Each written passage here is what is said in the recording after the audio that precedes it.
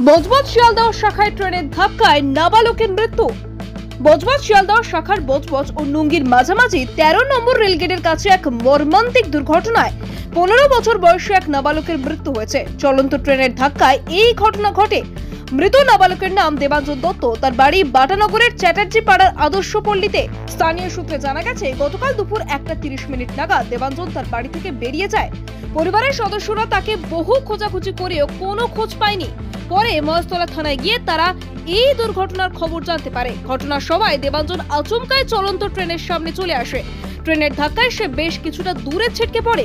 বিকট শব্দ শুনে স্থানীয়রা দ্রুত ঘটনাস্থলে ছুটে আসেন এবং দেবাঞ্জনকে রক্তাক্ত অবস্থায় পড়ে থাকতে দেখেন। খবর পেয়ে মহেশতলা থানার পুলিশ এবং রেল পুলিশ আধিকারিকরা দ্রুত ঘটনাস্থলে পৌঁছান এবং নাবালকের দেহ উদ্ধার করে নিয়ে যায়।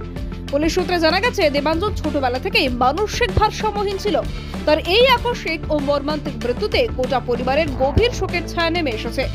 একমাত্র সন্তানের এমন অকাল মৃত্যুতে পরিবারের সদস্যরা সম্পূর্ণ ভেঙে পড়েছেন। এলাকার মানুষও এই ঘটনায় গভীরভাবে শোকাহত। এই ঘটনা আবারও রেললাইনের আশেপাশে নিরাপত্তার বিষয়ে প্রশ্ন তুলেছে। একজন মানসিক ভারসাম্যহীন নাবালক কিভাবে রেললাইনের এত কাছে চলে এলো তা খতিয়ে দেখা দরকার। রেল কর্তৃপক্ষ ও স্থানীয় প্রশাসনের পক্ষ থেকে এই ধরনের দুর্ঘটনা এড়াতে আরও সতর্কতামূলক ব্যবস্থা নেওয়া উচিত, ভবিষ্যতে যাতে এমন মর্মান্তিক ঘটনার পুনরাবৃত্তি না ঘটে। তার জন্য সচেতনতা বৃদ্ধি এবং রেললাইনের সুরক্ষায় প্রয়োজনীয় পদক্ষেপ গ্রহণ করা আবশ্যক বলে মনে করছেন স্থানীয়রা।